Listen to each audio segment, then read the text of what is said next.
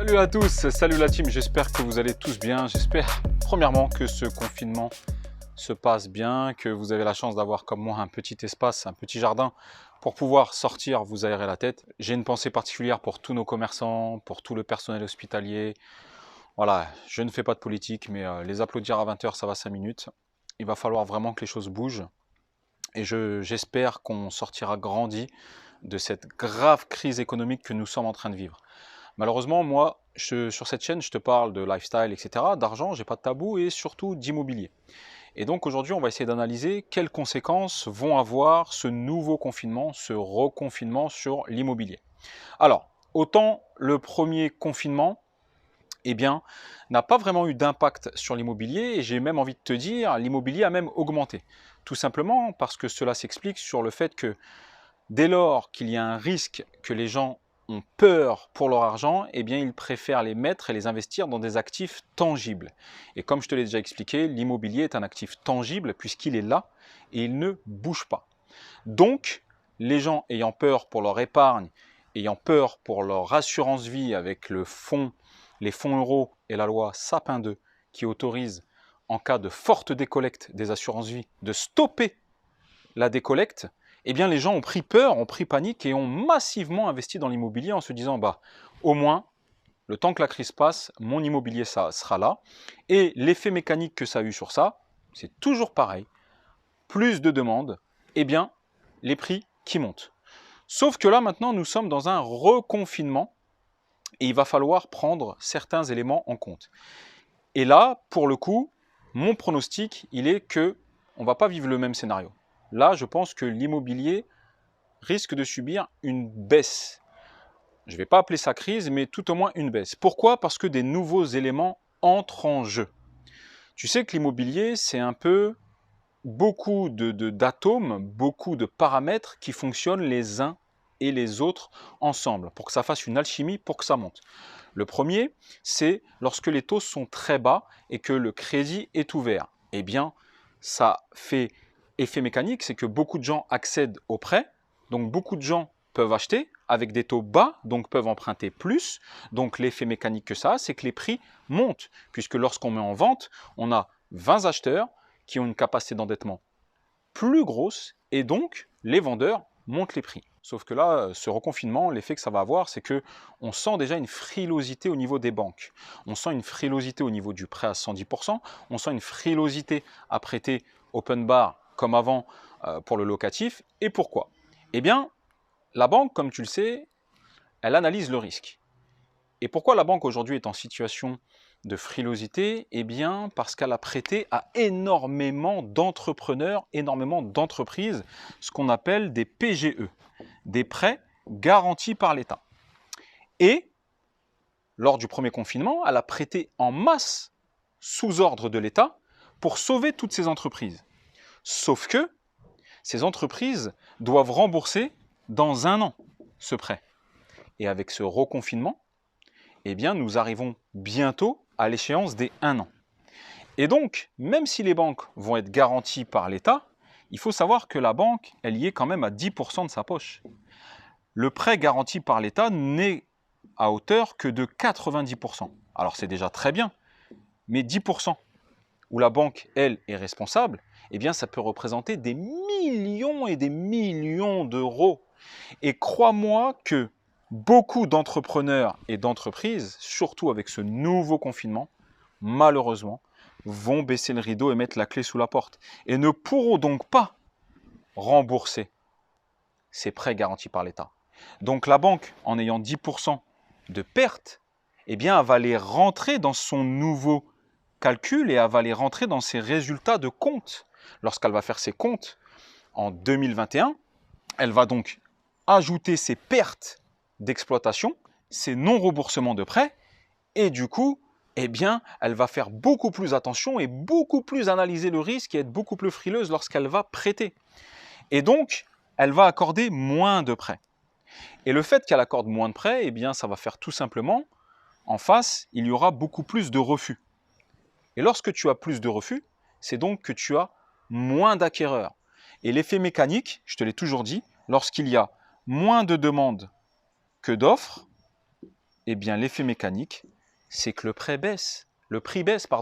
Quand tu mets un immeuble à vendre 300 000 euros, qu'avant tu avais 10 acquéreurs et qu'aujourd'hui tu n'en as plus que un seul vraiment qui tiendrait la route, eh bien c'est ce seul acquéreur qui va faire le prix. C'est lui qui va être en position de force. Quand ça fait 1 an que tu essayes de vendre ton immeuble et que tu as déjà eu affaire à 2 refus de prêt, tu as perdu peut-être 6-7 mois. Donc le vendeur ici qui veut vendre, il va être beaucoup plus souple à une négociation forte. Et ça, les acquéreurs solides vont le savoir et vont être en position de force. Paradoxalement, il faut que tu saches que moi j'ai vécu cette crise en 2008.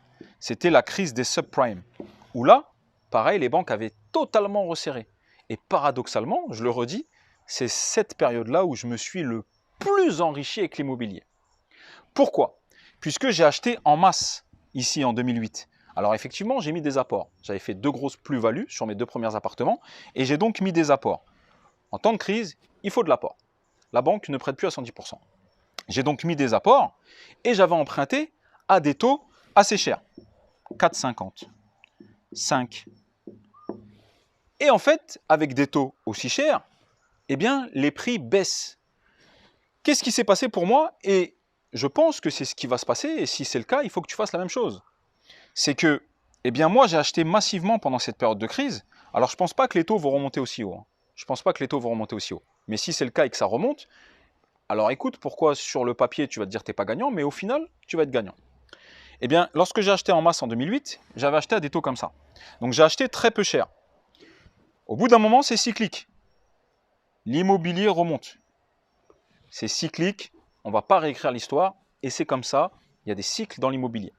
Ce qui s'est passé, c'est que quand l'immobilier a remonté, j'ai donc pris des plus-values. Et en contrepartie, quand l'immobilier a remonté, il y avait beaucoup plus d'acquéreurs. Pourquoi? Parce que les taux avaient baissé ici. Les taux, on était repassé à 3, puis à 2,50, puis à 1,60. Et ce que j'ai fait, moi, c'est que j'avais acheté pas cher en 2008, prix pas cher parce que taux élevé. Mais ce que j'ai fait, c'est que j'avais acheté pas cher en 2008. Ça va trop tard, j'ai acheté, ça y est, c'est à moi. Mais j'ai bénéficié des taux bas, puisque j'ai renégocié. Et j'ai donc baissé largement mes mensualités. Lorsque l'immobilier a remonté et que les taux ont baissé et que j'ai tout renégocié, lorsque c'était au plus haut, j'ai vendu. Alors effectivement, c'est facile à dire comme ça. Mais pourtant, c'est ce qui va se passer. Pourquoi, si tu me suis, tu sais que j'ai vendu un IDR, 2 studios, etc. Pour être en position de force quand ça va arriver. Pour avoir du cash. Un investisseur, il analyse un petit peu toutes les périodes.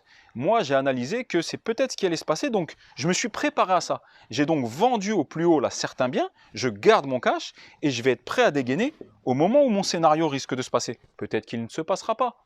Mais pour ma défense, j'ai au moins l'audace et l'honnêteté de prévoir des pronostics pour toi. Je me trompe, tant pis. Je me trompe pas et tu me suis.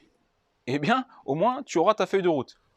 Autre effet, pourquoi l'immobilier, selon moi, va baisser, puisque tu le sais que pendant ce confinement, eh bien, pendant le premier confinement, le taux de divorce a explosé. Explosé.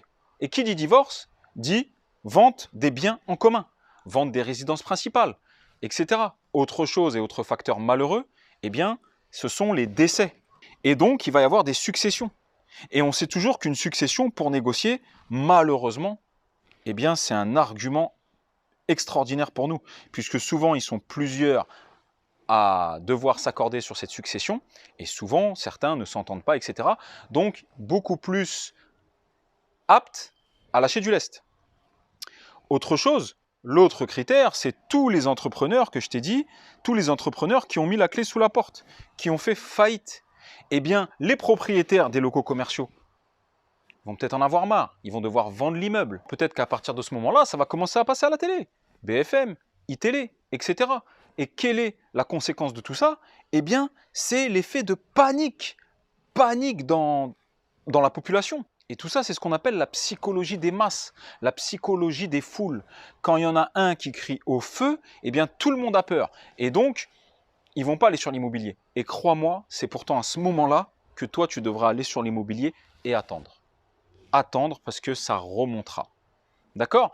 Donc voilà, je voulais un petit peu te faire un petit état des lieux sur, selon moi, ce qui risque de se passer à cause de ce reconfinement.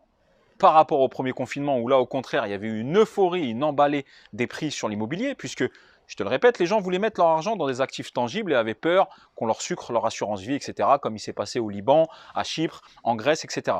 Sauf que là, pour ce reconfinement, la donne n'est pas la même.